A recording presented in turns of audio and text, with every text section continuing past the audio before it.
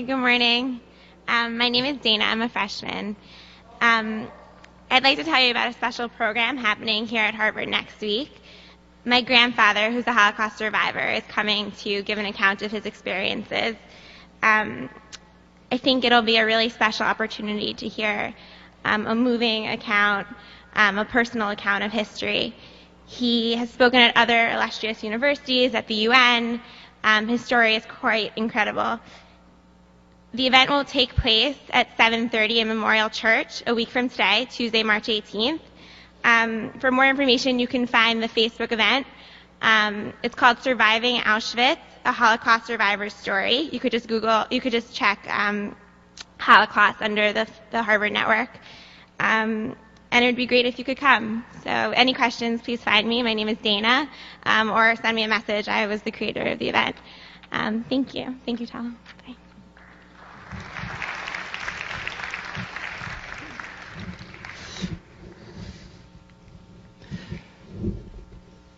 Hi, good morning. So today what we're going to do is finish up on the lecture on change, sum it up, the ABCs, the affect, the behavior, the cognition, and then move on to a related topic, which is setting goals, which will be the last topic that we'll address before we go on break. The last time I ended by talking about the acute change that comes with a eureka experience, with an aha, with an insight.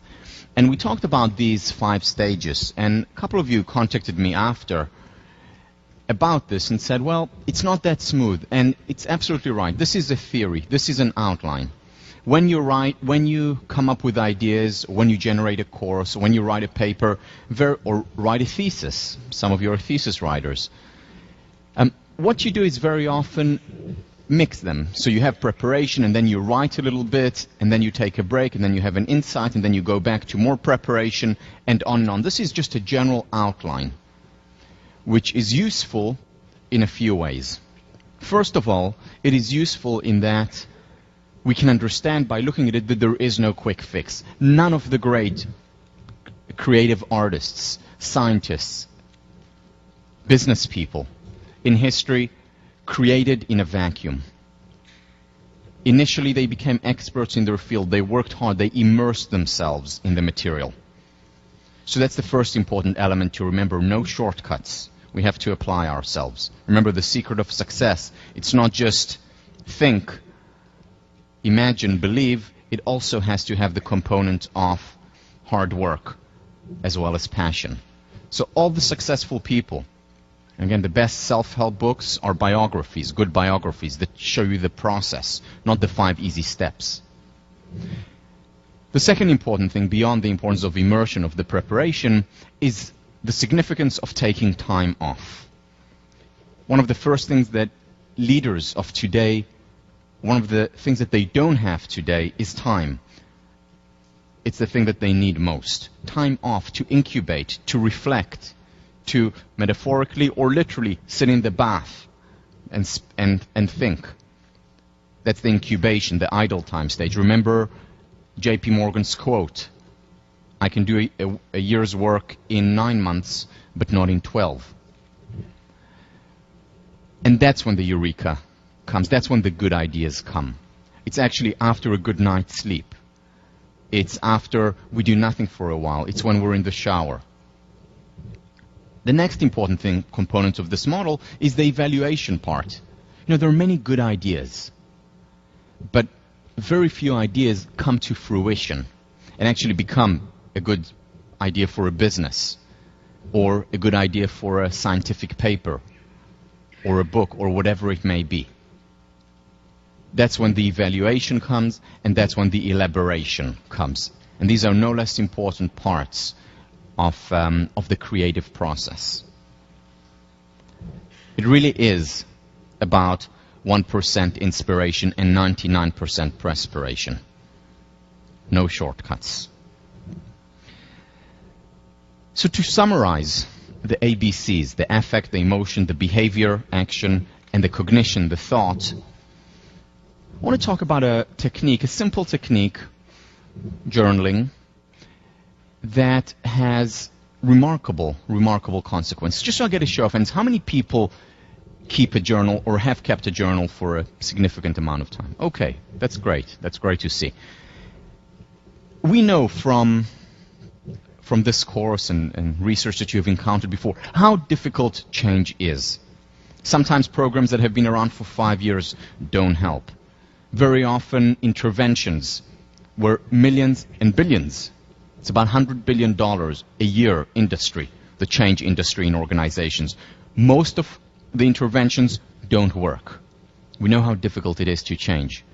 And yet journaling, very solid research showing how much it helps. So let me share with you a study. This was done by the person who really brought journaling into the scientific realm. So there have been people like Ira Progoff and others who have been talking about journaling for a very long time. But it was Jamie Pennybaker from the University of Texas, Austin, who brought this idea to the scientific realm and really researched it. And here is what he did. What he did was bring in participants and have them do the following. On 4 consecutive days that they came in, each day they would spend 15 minutes. That's all, 15 minutes times 4, writing about their most difficult experiences. Now, they knew that no one would see it, or if they would see it, it would be without a name, completely confidential, so they were really able to treat it as their own journal. And here was the instructions that these participants got. It's a little long, but worth reading. Write continuously about the most upsetting or traumatic experience of your entire life. Don't worry about grammar, spelling, or sentence structure. In your writing, I want you to discuss your deepest thoughts and feelings about the experience. You can write about anything you want, but whatever you choose, it should be something that has affected you very deeply. Ideally, it should be about something you have not talked about with others in detail. It is critical, however, that you let yourself go and touch those deepest emotions and thoughts that you have. In other words, write about what happened and how you felt about it and how you feel about it now. Finally, you can write on different traumas during each session or the same one over the entire study. Your choice of trauma for each session is entirely up to you. Simple instructions, pretty straightforward. If you notice, you see the ABCs in it. So he says, write about what happened, which is the behavior essentially. Write about your deepest feelings, your affect, your emotions, and write about your thought. Analyze it. The ABCs in journaling. So when he did this study, initially, and the results came in, because one of the first things that he looked at was their anxiety levels. When the results came in, disappointment. In fact, thinking of stopping the study because this is what he found. So if we have this graph, this would be anxiety level. This would be time. He had a control group, and the control group just wrote about anything that they wanted to write about, showed no change over time.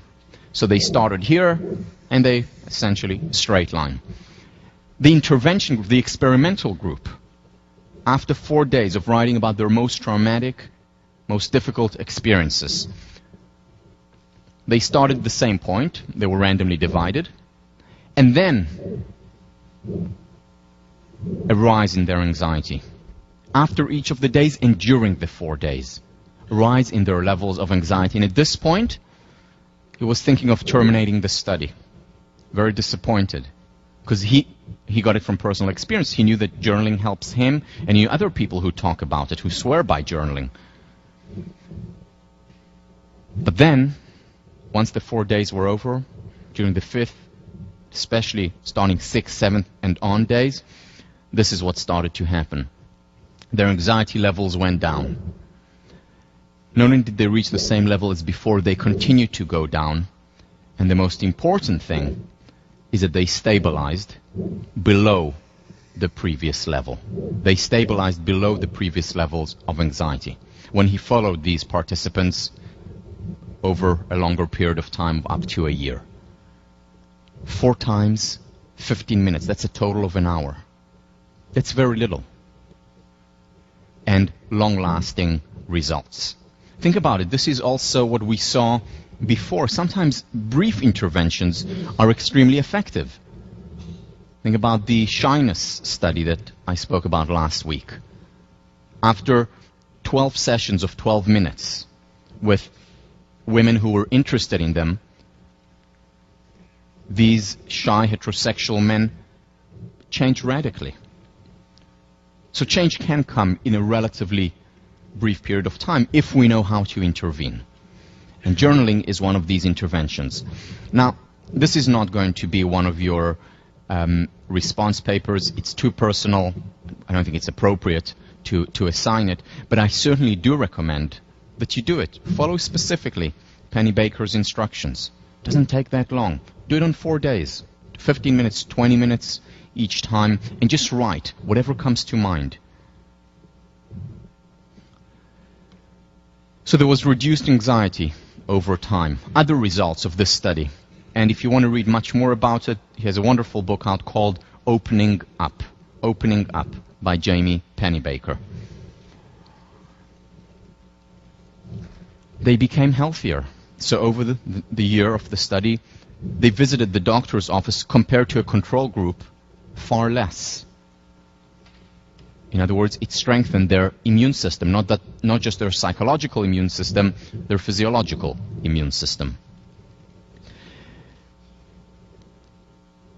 Generally, they were in a better mood. They were happier, more jovial, more benefit finders after writing about their deepest traumas.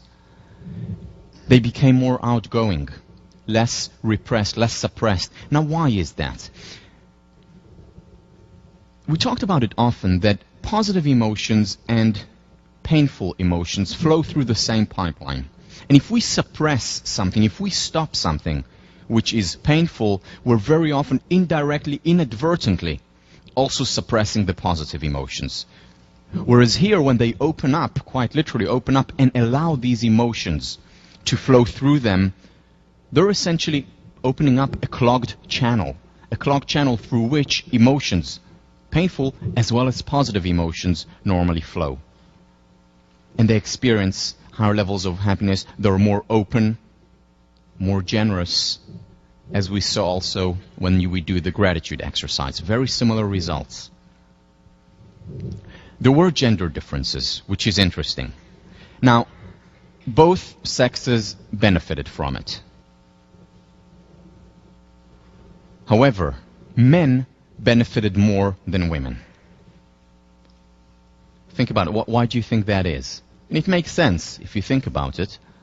Women benefited significantly, got better. But men benefited even more. Why? Because women have, generally speaking, again, this is broad brushstroke stereotype, but generally speaking, women open up more. They speak more with their girlfriends, they have closer friends, and they talk about issues. Men, still in our culture today, are much more closed because it's not cool to open up. It's not cool to give yourself the permission to be human, especially when others are listening. So women generally in their lives have more of these support systems than men. But still, even women who have strong support systems still benefit from this exercise. Which reminds me of another result of a study I mentioned a month ago at the beginning of the course, which is that women generally, again, these are all averages, but in general, women, or rather men, benefit more from marriage than women. For a similar reason. Because women already have the support system in place. Men, very often, for the first time, they're with someone whom they feel comfortable enough opening up to. And both male and females benefit from a long-term relationship, but men generally tend to benefit more than women. For the same reason that he found gender differences here. Cross cultures, this was done in China, in Japan, Mexico, Argentina, United States, of course, Europe, replicated across cultures. In all cultures, people benefit from this study. Here's another study which took the exact opposite approach. So Laura King was a student of Penny Baker, took the exact opposite approach and said, let's study positive experience. What happens when the individuals write about their most intense positive experience? And what she did specifically was take the instructions from Abraham Maslow's work on peak experience. And here are the instructions. Once again, this was 3 times 15 minutes, so 45 minutes total on 3 consecutive days. Think of the most wonderful experience or experiences in your life. Happiest moments, ecstatic moments, moments of rapture, perhaps from being in love or from listening to music or suddenly being hit by a book or painting or from some great creative moment. Choose one such experience or moment. Try to imagine yourself at that moment, including all the feelings and emotions associated with the experience. Now, write about the experience in as much detail as possible, trying to include the feelings, thoughts, and emotions that were present at the time. Please try your best to re-experience the emotions involved. Essentially the exact opposite of Penny Baker. Results? Identical. Those who wrote about their peak experiences, their best experiences, visited the doctor's office less times. In other words, it strengthened their physiological immune system and experienced more happiness, so both psychological and physiological results. Now, when you look at this, some of you may be thinking back, well, what about the Lyubomirsky study? Remember the Lyubomirsky study that said when you write about positive emotions, actually you feel worse. Whereas when you write about negative emotions, you do feel better, as Penny Baker suggested. Here is the difference. The instructions that Laura King gave were mostly about describing and re-experiencing, replaying your experience. It wasn't about analyzing why did it happen, how did it was rather how it happened. In other words, replaying it. When the instructions, and this is the Lyubomirsky study, were analyze the experience, why it happened, how did you get there, and so on, that's when it had the negative consequences over time. But just replaying the experience, just writing about how wonderful it is, re-experiencing emotionally what that was, that actually led to benefits. Now, the interesting question is why? Why are there such remarkable benefits to journaling? Let's understand the process, the mechanism. So there are a few things that are at play here. One of the things, for example, with positive emotions is that when you're replaying it, you're simply you're fortifying the neural pathways. You replay it, you imagine it again, and you make it more likely to happen again. Just like when you have a river, remember the analogy from 2 weeks ago, you have a river, and the more water goes through it, the wider it becomes, and then the more water is likely to go into it. That's the self-reinforcing nature of change. So the first reason why writing, especially about painful emotions, but not just painful emotions, the reason why it helps is because of tension. We talked about ironic processing, Daniel Wagner's work from here, and what he talks about is that when we suppress a natural phenomenon, it often intensifies, be it thinking about a pink elephant, or be it suppressing painful emotions. And when we give ourselves the permission to be human, we're much more likely to release it, to let go, which is why therapy helps, which is why sharing with friends, opening up helps, which is why journaling helps. This is the whole idea of suppression or repression.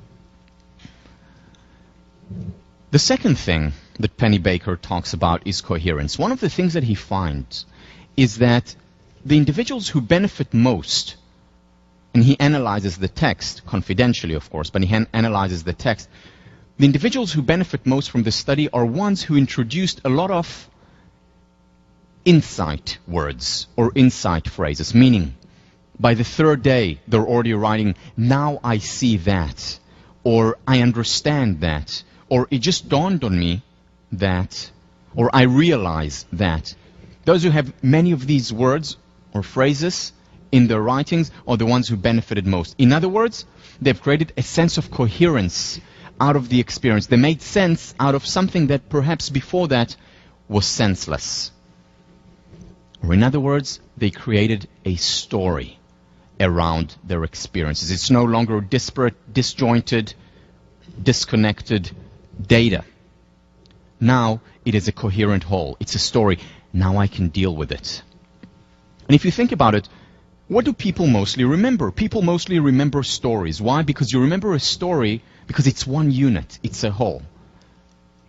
If I'd given you now a collection of, 100 random words, it would take you a very long time to commit it to memory. I mean, we all know, we all took the SATs. But if I tell you a story, you're much more likely to remember it. Maybe not word for word, but certainly the general ideas. Because we can hold it, we can grasp it, because it has a sense of coherence. I can deal with it, I can handle it, as opposed to some disparate ideas, disjointed words. The exact same here. We want to feel that our lives have a sense of coherence, that we can make sense of them. Pennebaker. An artifact of our ambiguous and unpredictable world is the anxiety of not attaining completion and not understanding a simple cause and effect explanation for traumatic disturbances. Alas, we naturally search for meaning and the completion of events. It gives us a sense of control and predictability over our lives. Again, that's why therapy helps, because we create coherence out of experiences. This is why there was far less post-traumatic stress disorder after the Holocaust than there was after the Vietnam War. Because after the Holocaust, they spoke about these experiences. They created a story around it. A tragic one, but still there was a sense of coherence. As opposed to Vietnam, when it was just random flashes of experiences without giving themselves the permission, or without society in many ways giving them the permission to open up and to create a story out of it that they could handle, that they could grasp. The work of Pennebaker, to a great extent, relies on the work of a psychologist whom we've mentioned on the very first day of class, and that is Aaron Antonovsky. Aaron Antonovsky, whom I consider to be one of the fathers of positive psychology, if you remember, came up with the notion of salutogenesis, an alternative to the pathogenic model. Pathogenic model, the model that focuses on pathology, on sickness, on illness, whereas what Antonovsky said is we need to focus on the origins of health. Saluto, health, genesis, origin. And what he did specifically was the following. So he was a sociologist, and he said the following. He said, look, life is tough. People go through hardship. They go through difficulties. Whether we like it or not, we all in life encountered hardships. In a relationship, in school, at work, wherever, whichever domain, there are hardships, there are difficulties. Life is hard, period. We know that. However, there are some people who are able to better deal with the hardship, with the difficulties, who still, despite, they don't do away with these hardships, despite these hardships and difficulties, are still able to lead a full, fulfilling, and overall happy life. Not the constant high that's reserved for psychopaths and dead people, with the same ups and downs, but at a higher level of well-being, or at a lower level of anxiety. And he said we need to study those. We shouldn't just study the sick people. Whether the sick people who are physically ill, which is mostly the pathogenic model of medicine, or the people who are unwell psychologically, schizophrenia, depression, anxiety, as psychology has mostly studied. He said we need to look at the healthy people and study them, which is exactly the model that led to asking the question in the 1980s with at-risk population, what makes some individuals succeed despite unfavorable circumstances? It was his question that made all the difference. So he did the same in his research and asked about the general population. Who are the people who are healthy, and what is the origin of that health? What distinguishes them from other people? And he came up with the notion of the sense of coherence. The people have a sense of coherence about their lives. What that means, he said that it has three components that he researched and identified. The first component, a sense of comprehensibility.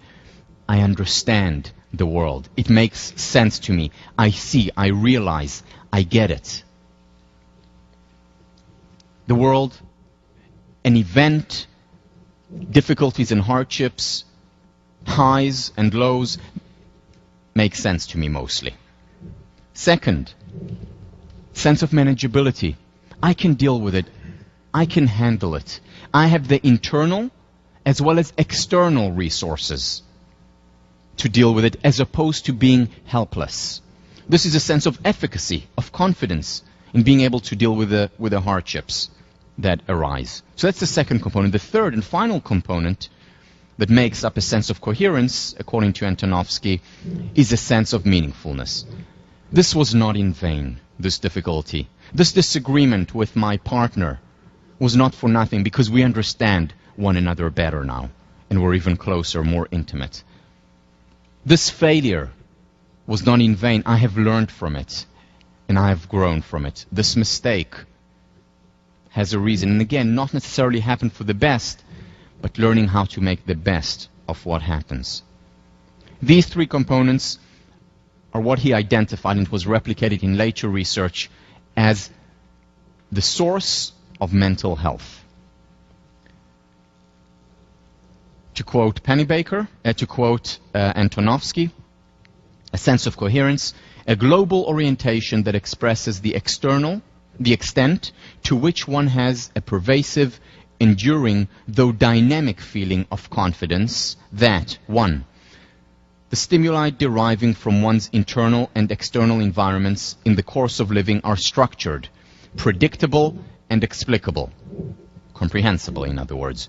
2, the resources are available to one to meet the demands posed by these stimuli. Internal resources and external resources. I can deal with it, I can manage. And 3, these demands are challenges worthy of investment and engagement. It's meaningful. Look at these three, and for all those who write a journal, I bet you can identify these three in your writings. This is what a journal does to a great extent. When we write, and when we really write about our experiences, our difficult experiences, this is very often what comes out, a sense of coherence. I see, I understand, makes sense. I can deal with it, I can handle it. I've just found a path of how to do it. Even if dealing with it and handling it is writing a journal. And finally, it makes sense to me. It's meaningful to me now, whereas before it didn't as much.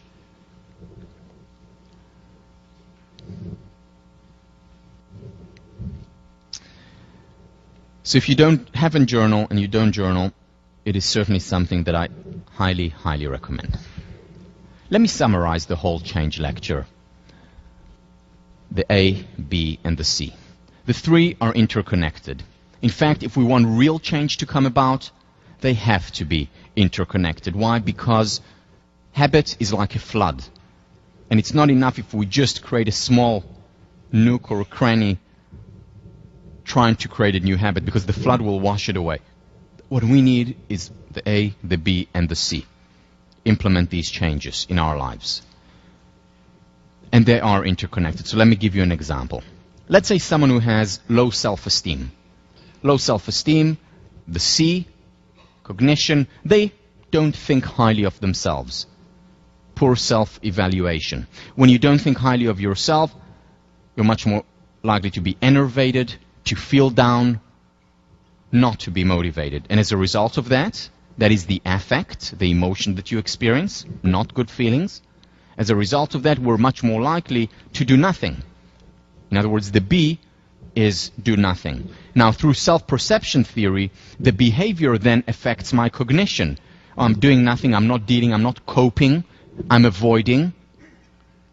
And that lowers my self-esteem even more, my evaluation of myself, the C, and that leads to even worse emotions, and so on and so on and so on in a downward spiral until, in some cases, we reach resignation, or in Marty Seligman's words, learned helplessness. Now think of someone who has high self-esteem, high levels of self-confidence. I believe in myself, I think I can do well. That leads to high levels of motivation. Remember what Marva Collins does, the model that we talked about under beliefs are self-fulfilling prophecies. That leads to high levels of motivation, strong emotions, I'm energized, and that in turn leads to more action. The B, the behaviors. Because I act more, I do more, I cope more, I put myself on the line more, I'm much more likely to have a more positive evaluation of myself, which leads to more positive emotions and on and on and on in an upward spiral. The spiral that Barbara Fredrickson talks about in the Broaden and Build, the spiral that Bandura talks about when he discusses self-efficacy. When we intervene, it's important to introduce, if possible, all three, and we can start anywhere. So let's take an example of someone with social phobia, someone who is afraid to be out there in front of people. One way to deal with it, let's begin with the A, the affect, the emotion. One way to deal with it is through medication that goes directly to our emotions. Another way of dealing with it is meditation, which also affects our emotions directly. Some people benefit more from one or from the other. Depends also how extreme the situation is. But that's the A, the affect. One way of dealing with the behavior is through what's called in cognitive behavioral therapy exposure, which is gradual exposure to the stimuli that create that phobia. So initially, I'll walk 10 yards out of my home. Initially, exposure through the imagination, and I include it under behavior because the mind doesn't know the difference between the imaginary and the real. So gradually being exposed to the stimuli, and over time being exposed more and more until I can go out to a mall and not experience the same anxiety that I did a year ago. So that's through behavior. Very effective, the exposure technique. And finally, you can also intervene through cognition. In therapy, in dealing with irrational thoughts, psychological traps, the 3 M's. Am I magnifying the extent? Am I minimizing something? For example, my successes in working with people, or am I making up imaginary scenarios? Am I catastrophizing events when I can have a more realistic view? So that's by thinking about it, the cognition. Let me share with you a personal example of something that I dealt with. So as you know, born through genes, high levels of anxiety, very prone to it, startled very easily, still to less today, but still to some extent today. Used to get very nervous in squash matches, used to choke often when I was playing important games. And that's something that speaking in front of an audience, got very nervous and anxious, and this is something that I decided that I really wanted to deal with, more than any other thing that I was facing, this anxiety. So what did I do? Let me begin first with the C, cognition. So what I did, I analyzed the situation in my journal. I used the Bureau of Study Council. I learned and studied about the 3 M's, the irrational thoughts, magnifying, minimizing, making up, catastrophizing. And through cognition, it helped a lot, but that wasn't enough. After the C, I went to the A, the affect. And the affect was, for me, physical exercise. Even today, this morning at home, I ran. I exercise because significantly lowers anyone's levels of anxiety. And I can tell a significant difference in my talks if I don't exercise. So even, I think 3 or 4 weeks ago, David, my son, was unwell, and I had to take him to the doctor first thing Tuesday morning. Didn't have time to exercise. I actually felt it in lecture. I was more nervous, more anxious. Makes a big difference. As we'll talk about after break, it's literally has the same effect as taking an anti-anxiety pill. So exercise was certainly there, work directly on my emotion. Yoga helped me tremendously in dealing with anxiety and lowering that level. So this was the emotional. The other thing, music. Relaxing music. You know my taste in music. I don't need to repeat it again.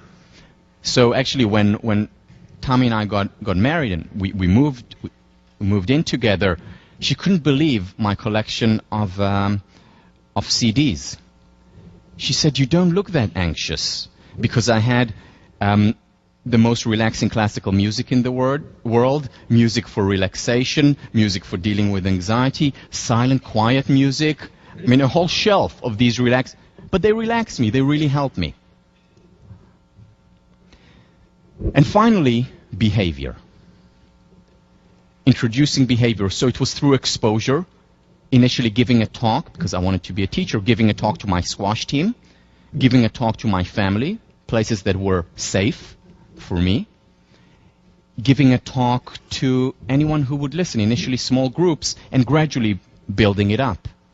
Exposure through the imagination. Once again, the imaginary thing. And over time becoming more confident. Another thing that for me was very significant as an undergrad here, speaking up in section. I was terrified of speaking up. And when I decided to do that, I had no doubt in my mind that everyone in section could hear my heartbeat, because it was in my head.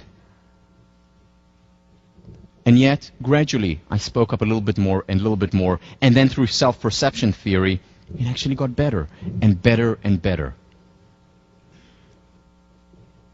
And I still do all these things. I still do yoga, I still exercise regularly, I still engage in the CBT approach, the 3 M's. I keep a journal, which combines very often all 3. And I listen to relaxing music. And it works, it works. Now, change is not easy. It is hard, it takes time. However, that doesn't mean that the process itself cannot be enjoyable. It's not, okay, when I've changed, then I'll be happy. The process itself is potentially extremely rewarding. Sometimes difficult. Potentially very rewarding. The journey as well as the destination. The other important thing to remember about change, this is taken from the work of really the person who took psychoanalysis and transformed it into a more positive approach, Karen Horney, whom I've mentioned before. What she says about neuroses is that neuroses never go away completely. And when she says neurosis, she means it in the broadest sense. So for example, if I'm a perfectionist, I'll always have some perfectionism in me, and we'll talk about it after the break. If I'm prone to anxiety, I'll never be the Dalai Lama, unlikely. Though it will always be there, and it will always be potentially triggered by an event. And she says that's okay, that's natural, that's human. And we need to accept it, because if we don't accept it, then we'll be constantly frustrated, because we'd want to change completely, or expect our partner to change completely. Very difficult, unrealistic. It takes time, it's gradual. And we need to also learn, and we can learn to enjoy the process.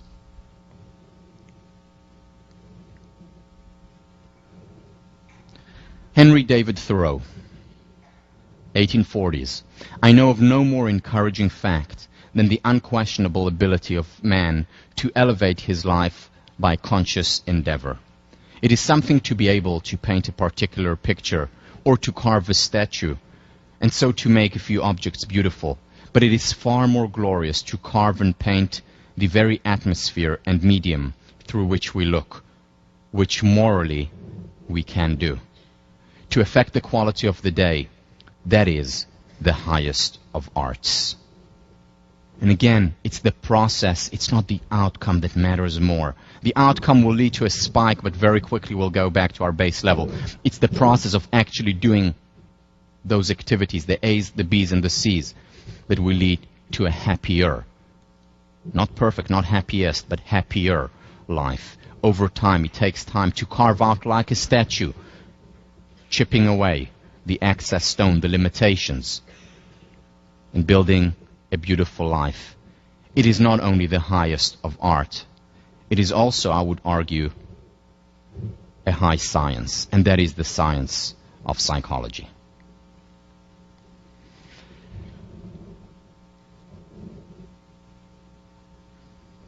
I want to move on now. Move on and talk about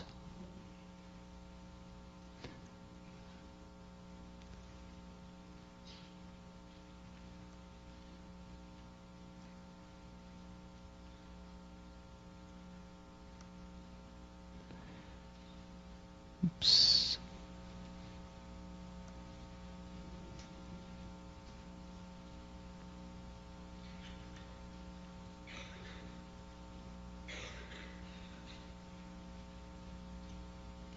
One second. Here we go.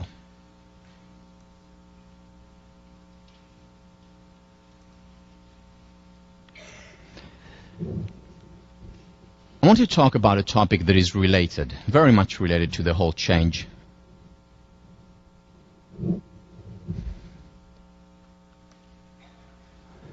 To the whole change process, and that is goal setting. Now, question for you.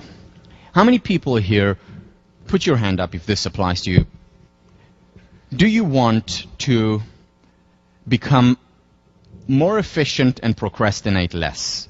If it's true for you, put your hand up. 1, 2, 3, 4, 5, 6. Okay. Put your hand up now if you want to experience less stress and be calmer, whether it's during exam period or no. Okay, 1, 2, okay. Now, if you put your hand up for one of these questions, you should stay. If you put up your hand for both questions, you should not only stay, you should stay awake. Because what we're going to talk about over the next 2 classes is the importance of goals and how they can help us deal with stress, how they can help us deal with procrastination, how we can become more efficient. Not perfectly so. By the end of the 2 weeks, you're not going to be a well-oiled machine. You're just going to be a happier human being, which I think is a lot. So first of all, the topics that we'll talk about under goal setting.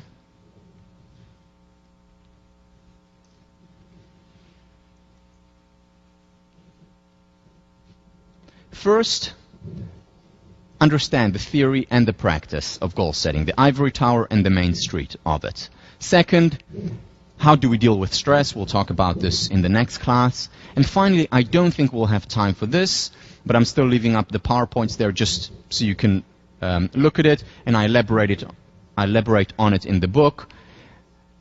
Moving from material perception to happiness perception, which is essentially but what I talk about in the last meditation of the book, the happiness revolution, an internal revolution that can take place. I don't think we'll have time for it before break, but you'll still have the material on it. So let's begin with theory and practice. What I want to do now is convince you very simply to set goals. Convince you that it's important, and yeah, you're going to do it for your response papers, and you have started already doing it, but I really want you to convince you as a way of life, of setting goals regularly, whether in a business, whether in your personal life. First, I'm going to do it by showing you the research on setting goals and performance, and second, setting goals and happiness, how it can contribute to our success in the conventional currency, as well as in the ultimate currency. Quite simply, people who set goals are generally controlling for other things more successful. Why? One of the main reasons is because what goals do is they focus us. Very often we're all over the place, we're not sure where we're going, and if we don't know where we're going, we're unlikely to get there. And the focus gets us directed. It brings forth resources, external and internal resources that are necessary to get there. Abraham Maslow, being focused on a task produces organization for efficiency both within the organism and in the environment. Quite remarkable how goals actually work. When we set goals, when we enter something, whether it's privately, but even better publicly, things begin to happen inside us as well as around us. Also, goals contribute to performance and well-being because they strengthen our resilience.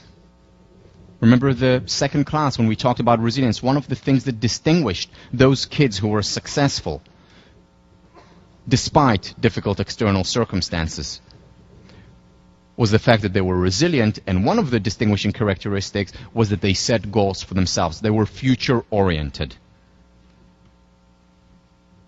Not only thinking about the past, being learning to be helpless, but focusing on the future. Nietzsche once wrote that if we have a what for, every how becomes possible. When we have a what for, every how becomes possible. And we're much more likely to overcome difficulties and hardships. If we have a goal, a mission, something that we care about, something that we want to attain.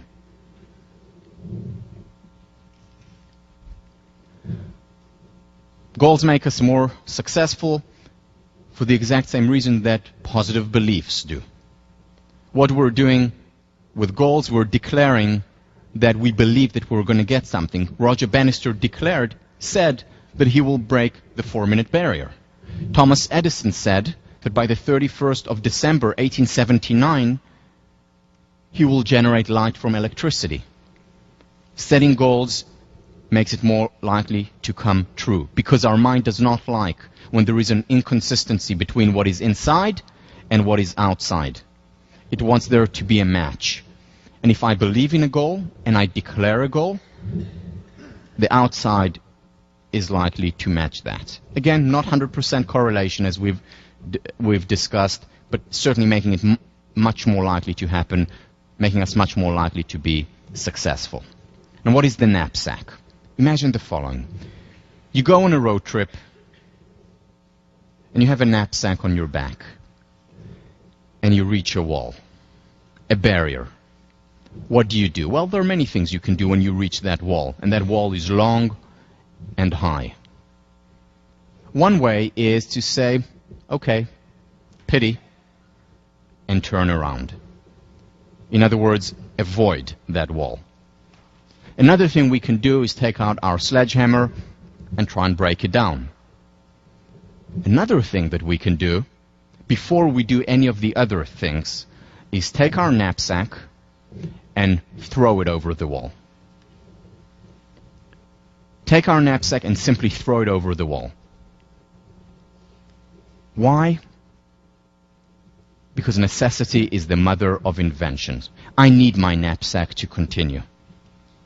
I need my knapsack. I want it. And now that it's over the wall, I have no choice but to get over that wall. Whether it's by breaking it down, whether it's by finding a way around it, under it, or over it. But suddenly, I will come up with solutions that I have not seen before. And this is how it works. It's remarkable how it works, for the exact same reason that when you declare a goal, such as, I want to buy a computer, suddenly you see computer ads all around you, whereas before you didn't see computer ads. Or let's say you want to buy a specific car. Suddenly you see that specific car all around you where you didn't see it before. Why? Because we co-create our reality through our questions to a great extent. Remember, the children on the bus were there all along, but you didn't see them until I presented a goal to you, which was to count the number of children on the bus. And then suddenly it was so clear that it was right in front of your eyes. Before it, they didn't exist for you. That's what a goal does. If I declare that I have to get over the wall, and my question is, how do I get over this wall? It's not thinking about, is it possible or is it not possible? It's rather, how can I get over this wall? This question opens up opportunities, many of which I have not seen before. Suddenly the children on the bus are right in front of me. Suddenly a hole in the wall is right in front of me. Suddenly I see a sledgehammer that I didn't see before right next to me. Necessity is the mother of inventions. If we ask the right questions, it opens up opportunities. The other thing that's at work here is the power of the word. Words create worlds. Let there be light. We see it in religion, and there was light. Words create the world. Book of John, in the beginning was the Word. But it's not just in religion. Look at this great country. The United States was declared into existence. Words have power. They have meaning, especially when the words are meaningful to us. When the goals that we declare are meaningful to us, they're much more likely to come true. The connection between concepts and conceive is not just etymological. It is also metaphysical. It is also real. Because when we declare something, when we say something, it is much more likely to become a reality.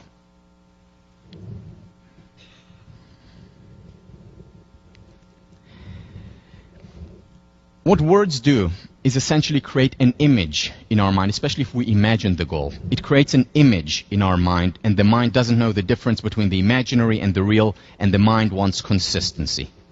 That is what goals do. They help us create consistency. I want to read you an excerpt that I talk about many of these things in the book, so for some of you this may be a repetition, but I want to read you an excerpt from W.H. Murray, who led the Scottish expedition to the Himalayas, one of the most prominent, accomplished climbers of all time, climbed the Everest. Here is what he says in his writing about the expeditions that he took.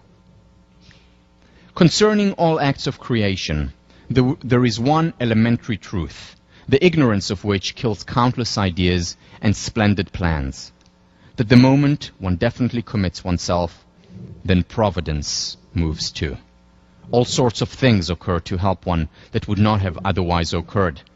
A whole stream of events issues from the decision, raising in one's favor all manner of unforeseen incidents and meetings and material assistance, which no man would have dreamed would come his way. I've learned a deep respect for one of Goethe's couplets. Whatever you can do or dream you can do, begin it. Boldness has genius, magic, and power in it. Why it works, how it works, we're not really sure, but it works. Just like when you declare that you're looking for a computer, suddenly you see all these opportunities. The same with commitments. When we commit, things begin to happen. We begin to identify external resources as well as internal resources, things that we didn't see before. Because my question becomes, how can I succeed? And then children on the bus or the time on the clock suddenly become visible to us. And we're able to succeed, much more likely to succeed than before. Words create worlds. So this is about success. Very well documented. Some of your readings relate to this. People who set goals generally controlling for other factors are more successful, whether it's in business, whether it's in their personal lives. Goals matter. They don't just matter, though, for the quote-unquote hard currency. They also matter for the ultimate currency, the currency of happiness. Goals properly understood lead to happiness. And I emphasize properly understood. Why? Because we know that attaining goals, the attainment of a goal does not in and of itself lead to happiness. Yes, getting tenure will lead to a spike in my well-being, but very quickly I'll go back to my base level. Winning a lottery or making a lot of money or getting or getting promoted at work will lead to a spike in my well-being, but it will not lead to long-lasting happiness.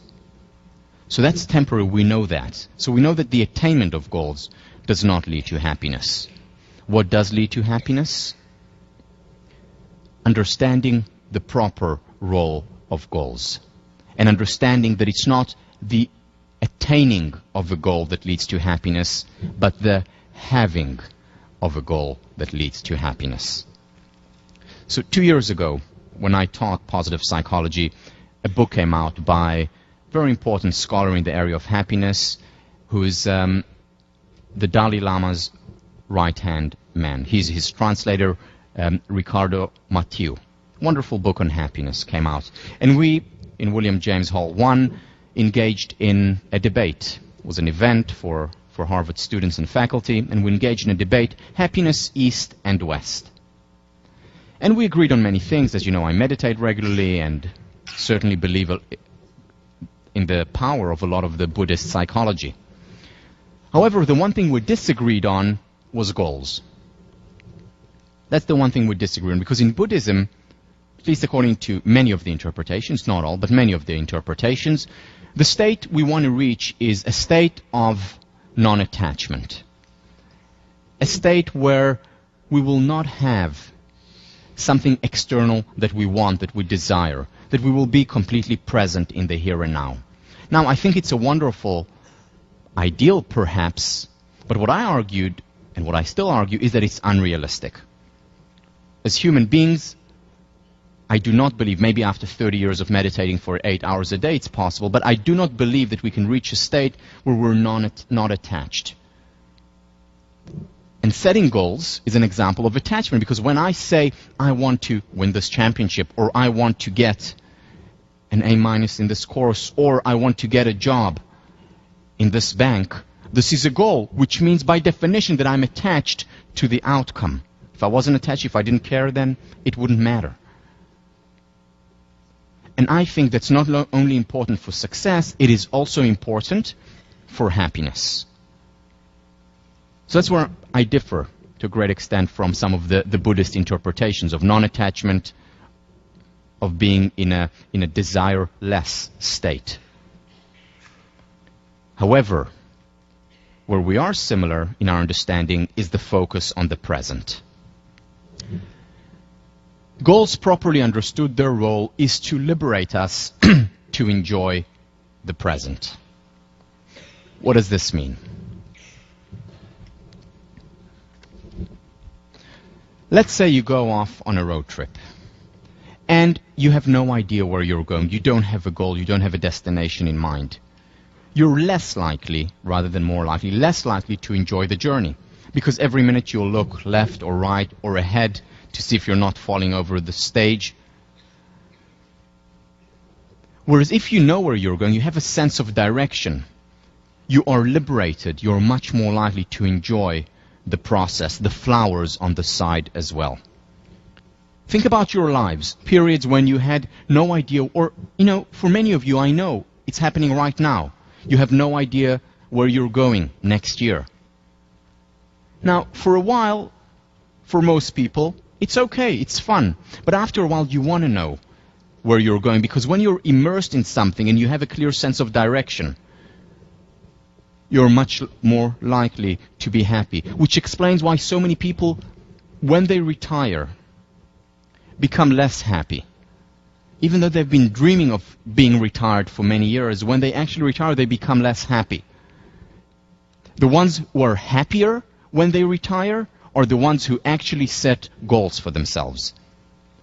Whether it's taking a class, whether it's learning something new, whether it's spending more time with family and friends, but they have a goal, as opposed to, let's just enjoy ourselves, let's just be. We need that goal, this outcome, this future orientation, so that we can enjoy the present more. The goals liberate us to enjoy the here and now. In other words, if you think about it, the role of goals is actually means. They're means toward an end, and the end are the present experiences. Again, the goals in themselves, as we said, as we've discussed, will not make us happier, whether the attainment of the goal or failing to attain the goal will be on the ups and downs, the vicissitudes. But if we want the base level is the here and now, the present. It's the process, it's the journey that we're living mostly, not the outcome. The way I start the book, I talk about thinking that the Israeli championship would make me happy. And it did for 4 hours. And then back again to base level. Professors who get tenure think that that is what will make them happy for the rest of their lives, the attainment of that goal. It doesn't. They go back to base level of happiness, whether they get it or they don't get it. The key is to learn to enjoy the process, and one of the roles of goals is to liberate us so that we can enjoy the process. Goals are means toward the present end, which is taking a lot of goal theory and turning it around. This explains why so many high achievers are unhappy.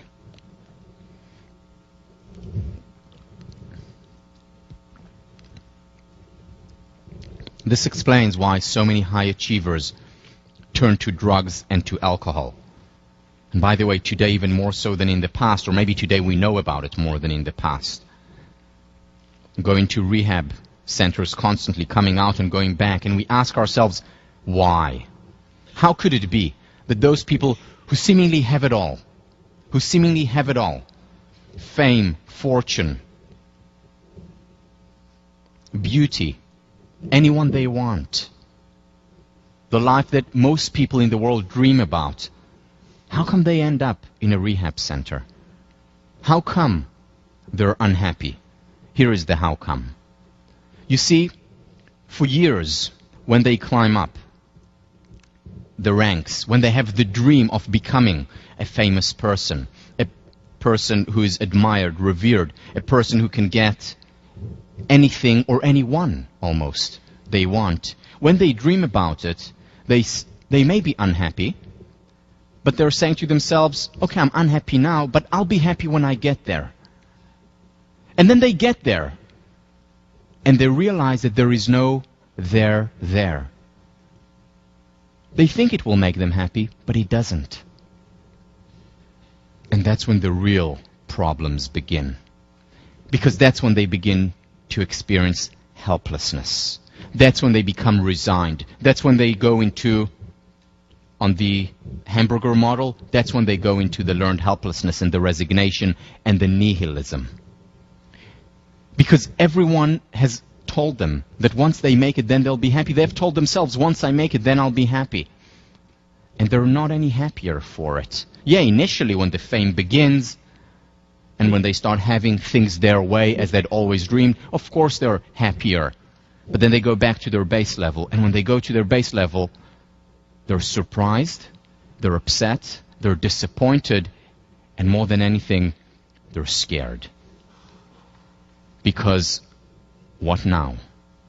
Until that point, they were sustained by the hope that when they get there, they'll be happy. But they're not happier, and they're scared, and they're lost, and they look for solutions very often outside of the normal experiences, outside of ordinary life. And where is that? That very often is with drugs and with alcohol, because that takes us out of our normal day-to-day ordinary lives, for good and ill. This misunderstanding, prevalent, and yet most people live that way. And they think, and this is why so many people go through a midlife crisis, for example. It's not the only reason, but it's one of the reasons. Because there are many people who are pretty accomplished, who have made it, and then they say, what now? Is this all there is to it? Yes, this is all there is to it. And the challenge is to identify the treasures of happiness that are embedded, that are there in the it, and they're all around us. Again, happiness is not contingent on our status or the state of our bank account. It's contingent on our state of mind, of how we interpret our reality, of on what we choose to focus on. And to be happier, it's the present that matters much more.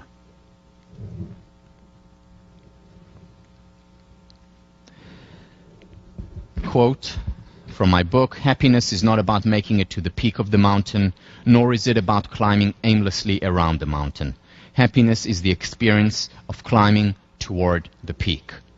It is about having a goal. It is about having a destination in mind and then letting go and enjoying the process. You know, there are many people who talk to me about it, and again, I went through the exact same experience and saying, okay, so what is going to be the next job that I take, or what is going to be the path that I take? And once they take a path, there is very often regret. I should have taken the other path. I should have taken this job. I should have gone there.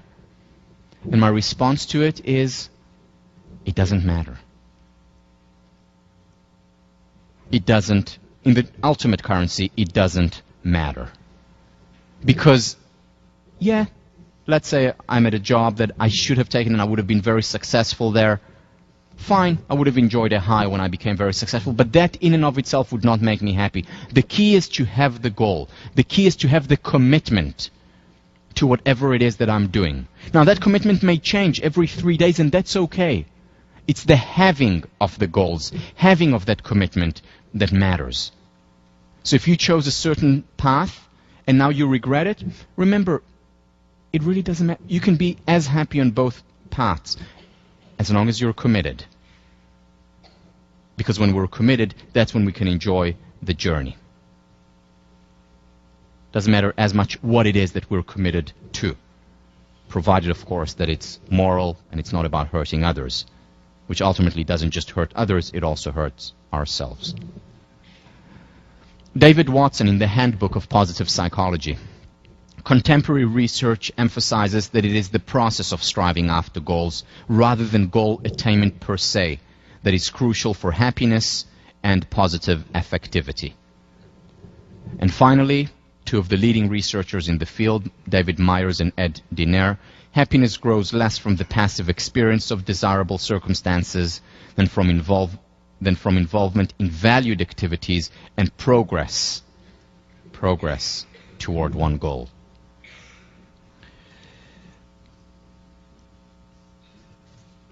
Here is a beautiful poem that I think captures by Gwendolyn Brooks.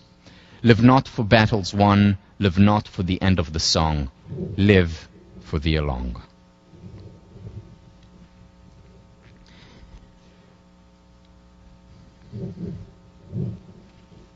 It's not any goals that matter. It's not any goals that are, not all goals are created equal.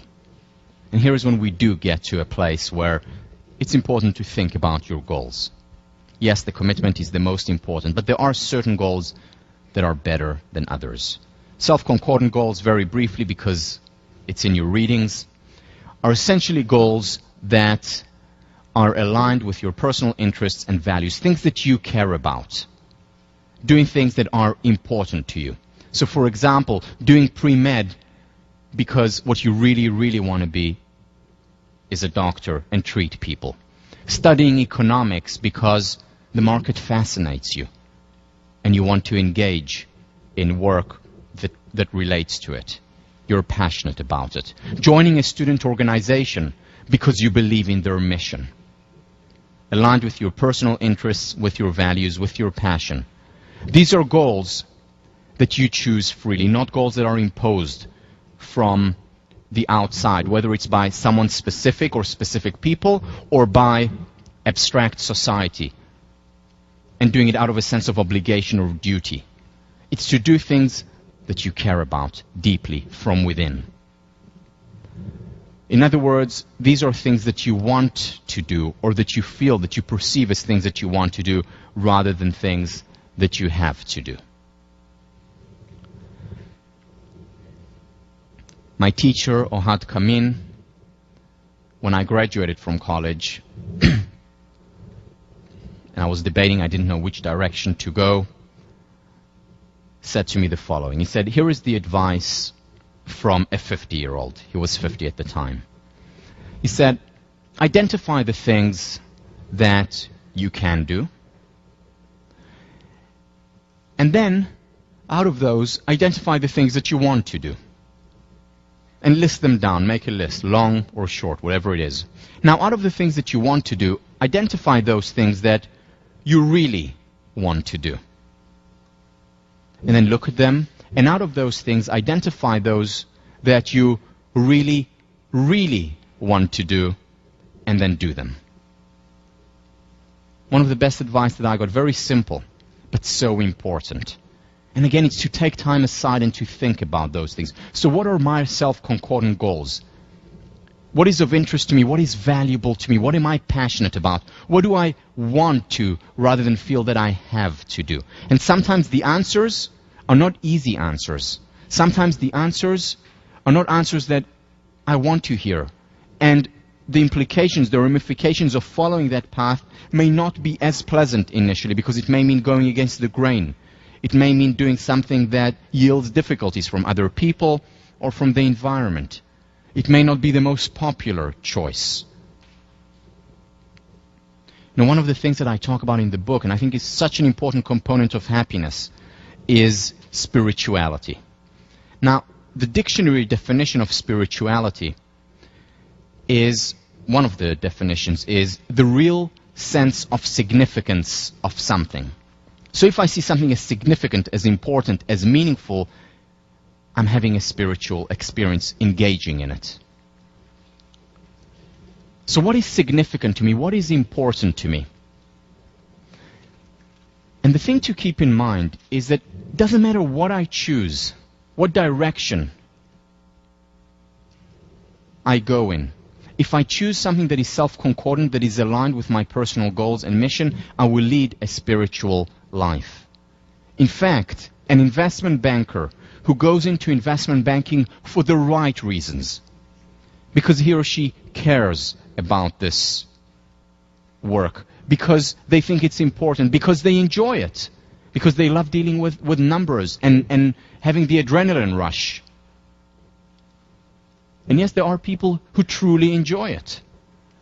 If they're going in it for the right reasons, they will lead a much more spiritual life than a monk who goes into the order for the wrong reasons. And of course, vice versa. Whatever we choose, the self-concordant goals, and I truly believe that the world will become a better place, not just individual lives will become a better place, if people pursue their passions, their self-concordant goals. Easier said than done. Becoming self-concordant is a difficult skill, requiring both accurate self-perceptual abilities and the ability to resist social pressures that may sometimes push one in inappropriate directions.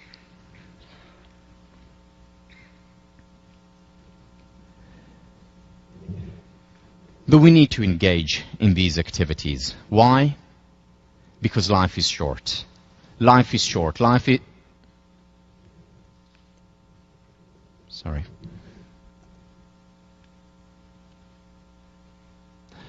is too short to do what I have to do. It's barely long enough to do what I want to do. And the sooner we start on that want to, the better. This does not mean that you can't now say to yourself something like, well, my real passion is starting my own business, and in order to get the foundation, I will work as a consultant or investment banker for 2 years. Nothing wrong with that. Perfectly fine, even though it's not your passion working 80 hours a week in front of an Excel sheet. That's okay. Sometimes we need to delay gratification. The danger is that we enter this delayed gratification state for our entire lives. And that becomes the rat race path. And that is what we need to be wary of. This is what we need to keep in the back of our mind. I want to show you a quick video excerpt from one of my favorite movies, Dead Poets Society, where Robin Williams talks about the importance of identifying what it is that we were meant to do with our lives. In other words, our self-concordant goals.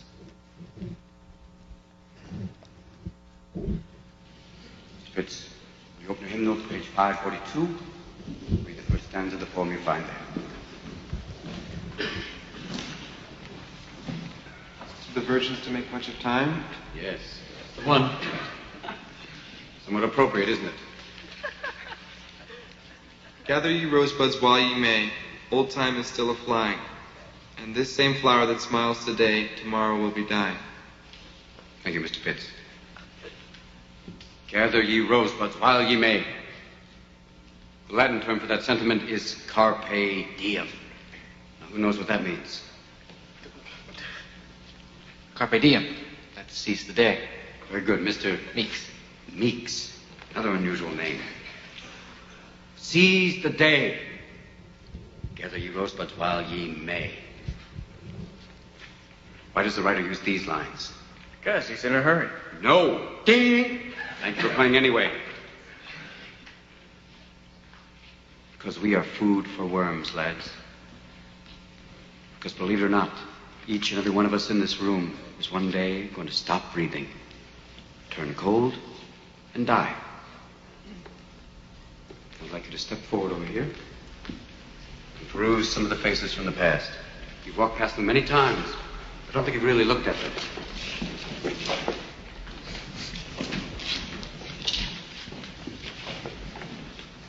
They're not that different from you, are they? Same haircuts, full of hormones, just like you. Invincible, just like you feel. The world is their oyster.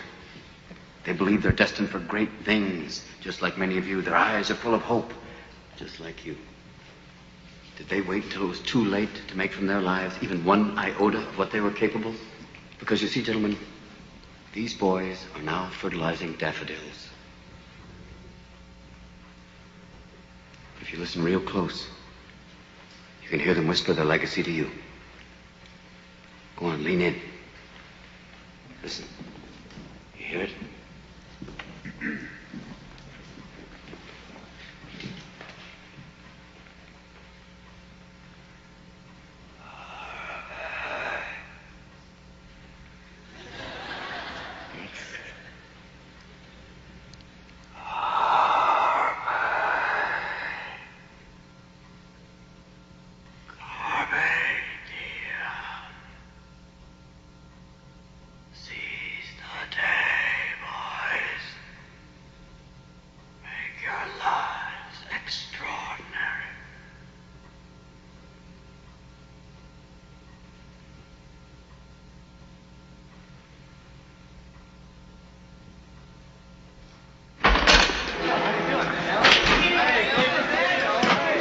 That was weird. But different. Spooky, if you ask me. He'll test us on that stuff? Oh, come on, Cameron. Don't you get anything?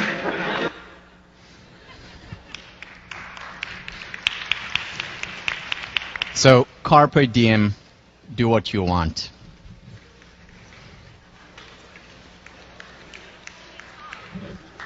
Yeah.